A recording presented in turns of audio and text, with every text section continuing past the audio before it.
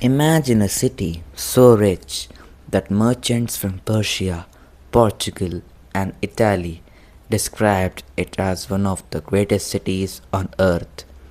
A city where diamonds were traded in open markets, magnificent temples touched the sky, and thousands of people lived in prosperity. Now imagine that same city turning into ashes within just a few days. This is the tragic story of the Vijayanagara Empire, one of the greatest empires in Indian history. But how did such a powerful empire collapse? The answer lies in one of the most decisive battles ever fought on Indian soil, the Battle of Talikota in 1565. At the time, the official emperor of Vijayanagara was Raya, but the real power rested in the hands of his experienced regent, Aliya Rama Raya. For years, Rama Raya had maintained Vijayanagara's dominance by skillfully balancing rival Deccan Sultanates against one another. Eventually, however, those rival kingdoms recognized that as long as Vijayanagara remained strong, none of them could dominate the Deccan. Putting aside the differences, the Sultanates of Ahmednagar, Bijapur, Golconda, and Bidar formed a rare military alliance. In January 1565, both armies met near Talikota. The Vijayanagara army was enormous, supported by powerful cavalry, infantry, war elephants, and experienced commanders. Many believed victory was certain. But battles are not won by numbers alone. During the fierce fighting, confusion spread across the battlefield. Ramaraya, then an elderly commander, was captured by enemy forces. Soon afterward, he was killed on the battlefield. When news of his death reached the Vijayanagara camp, discipline collapsed. Soldiers began retreating.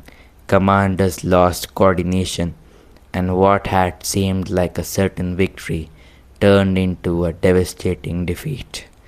The road to the imperial capital was now open. The victorious armies marched toward Hampi, the magnificent capital of Vijayanagara. Travelers had once described Hampi as one of the richest cities in the world. Its temples, palaces, markets, irrigation systems, and grand architecture amazed the visitors from distant lands. After the battle, the city was extensively looted and suffered widespread destruction over the following months. Many priceless buildings, sculptures, and treasures were lost forever. Although the Vijayanagara state continued under the Aravidu dynasty from new capitals from several decades, but the defeat at Talikota marked the end of Vijayanagara as the dominant power of South India. Hampi itself never regained its former glory, but this raises an even bigger question. How did an empire that once stood as the guardian of southern India become powerful enough to amaze the world? To understand its fall, we must first understand its rise. To understand why the fall of Vijayanagara was such a great tragedy, we must travel back more than 2 centuries. The early 14th centuries was a time of great political turmoil in southern India. Powerful kingdoms such as Hoysalas, the Kakatiyas, and the Pandyas were weakening, while repeated invasions from the north were reshaping the political landscape. Amid this uncertainty, two brothers, Harihara the First and Bukka Raya the First, emerged as leaders who would change the course of South Indian history. In 1336, On the southern banks of the Tungabhadra river, they founded a new capital near the rocky hills of present day Hampi. This new kingdom came to be known as the Vijayanagara Empire, meaning the city of victory. The location was carefully chosen. Massive granite hills provided natural protection.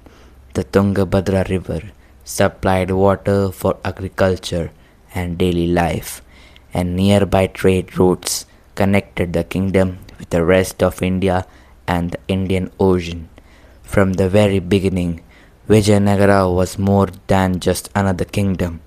It became a powerful political force that united much of southern India against external threats while encouraging trade, agriculture, and cultural development.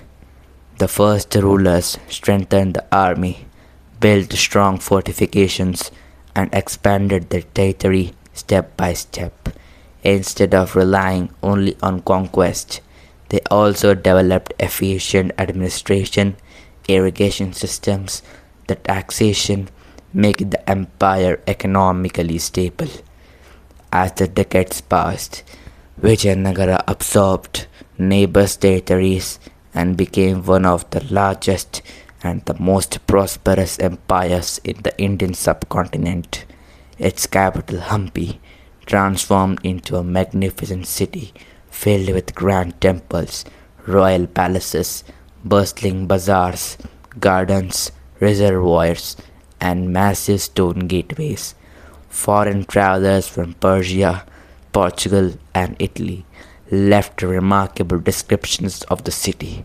They wrote about markets overflowing with silk, spices, horses, precious stones, pearls, and luxury goods from across Asia. Some accounts even describe open markets where valuable gems were brought and sold under official supervision, reflecting the empire's immense wealth. Though such descriptions should be understood as observations by contemporary travelers rather than exact measurements of the entire economy. By the late 15th century, Vijayanagara had become the strongest kingdom in the southern India, but its greatest era was yet to come. A ruler who soon ascended the throne, whose name is still remembered as one of the greatest kings in the Indian history. Krishnadevaraya. If there was one ruler who transformed Vijayanagara into a true superpower, it was Krishnadevaraya. He ascended the throne in 1509, and under his leadership, the empire entered what historians widely regard as its golden age. Krishnadevaraya was not only a fearless warrior but also an exceptional administrator, diplomat, and a patron of culture. His reign combined military strength with prosperity, making Vijayanagara one of the most admired kingdoms of its time. Even the greatest Mughal king, Babur, also praised the Vijayanagara Empire.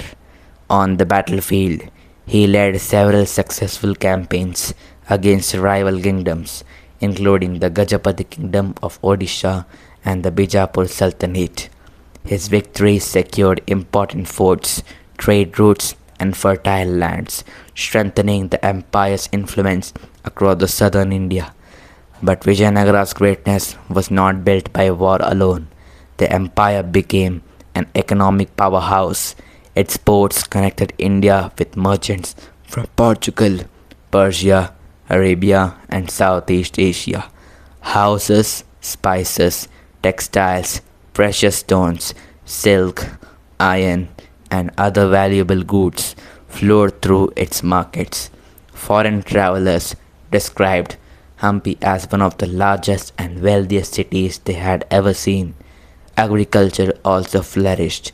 Massive irrigation, tanks, canals, and reservoirs ensured that even dry regions could produce abundant crops. This agricultural success supported a large population and a powerful army.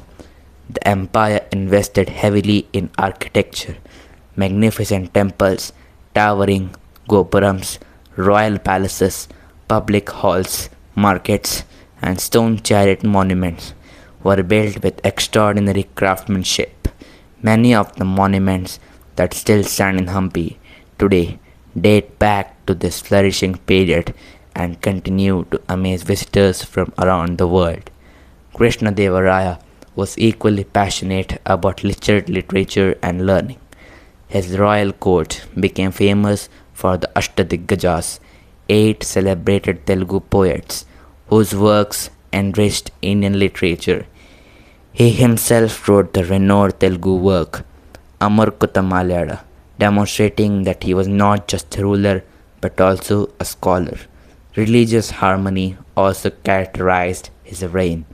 Although he was a devoted Hindu ruler, inscriptions and historical evidence suggest that different religious communities continued to receive patronage and protection within the empire. Militarily, Vijayanagara possessed one of the strongest armies in India. It fielded large infantry forces, cavalry, war elephants, skilled archers, and artillery. The empire also imported high quality horse through Indian Ocean trade, recognizing their importance in warfare. By the middle of the 16th century, Vijayanagara stood as the dominant power of southern India. Its wealth, military strength, culture, and political influence had reached extraordinary heights. Yet history has often shown that when an empire reaches its greatest peak, new challenges begin to emerge. After the death of Krishnadevaraya, internal succession struggles and changing political alliances gradually weakened the empire's stability. These developments would eventually pave the way for the catastrophe that unfolded the Talikota. The empire that had once seemed invincible was slowly moving towards its darkest chapter. The death of Krishnadevaraya marked the beginning of a gradual decline. Although the Vijayanagara Empire remained powerful for some time, internal political rivalries, succession disputes, and shifting alliances weakened its stability. During this period, the empire's most influential leader became Aliya Rama Raya, who acted as the regent while Sadasivaraya remained the nominal emperor. Ramaraya was an unexperienced statesman. For years, he successfully maintained Vijayanagara's dominance by playing the Deccan Sultanates against one another. Their strategy brought short-term success, but over time, it also convicted the Sultanates that Vijayanagara had become their greatest common rival. In 1565, the Sultanate of Ahmednagar, Mijapur, Golconda, and Bidar formed an unprecedented alliance. Their combined armies marched toward Vijayanagara, leading to the historic Battle of Talikota. When Ramaraya was captured and killed during the battle, the morale of the Vijayanagara army collapsed. The defeat opened the road to the imperial capital. Soon after, Hampi, once among the greatest cities of its age, was extensively looted and suffered widespread destruction. Magnificent temples, royal buildings, markets, and monuments were damaged, while countless works of art and valuable records disappeared forever. However, it is important to understand one historical fact. The Vijayanagara Empire did not disappear overnight. Members of the Aravidu dynasty continued to rule from new capitals such as Penukonda and later Chandragiri for several decades. But after Talikota, Vijayanagara was no longer the dominant power it had once been. The Hampi never recovered as its imperial capital. Yet even though the empire declined, its legacy survived. The architecture of Hampi continues to inspire architects and historians around the world. Its irrigation systems demonstrated remarkable engineering. Its literature enriched Kannada, Telugu, Tamil, and Sanskrit traditions. Its military organization influenced later South Indian kingdoms. Its temples remain symbols of artistic excellence. Most importantly, Vijayanagara preserved and nurtured a vibrant center of culture, trade, scholarship, and administration during a transformative period in Indian history. Today, the ruins of Hampi, recognized as a UNESCO World Heritage Site, stand as silent witnesses to both extraordinary human achievement and the devastating cost of war. Every stone, every broken pillar, and every ruined temple tells the story of an empire that once amazed the world. The fall of Vijayanagara reminds us that no empire, however wealthy or powerful, is immune to political division, changing alliances, and strategic mistakes. Follow Kronos Portal for more such things. Like, share, subscribe for more such stories and documentaries.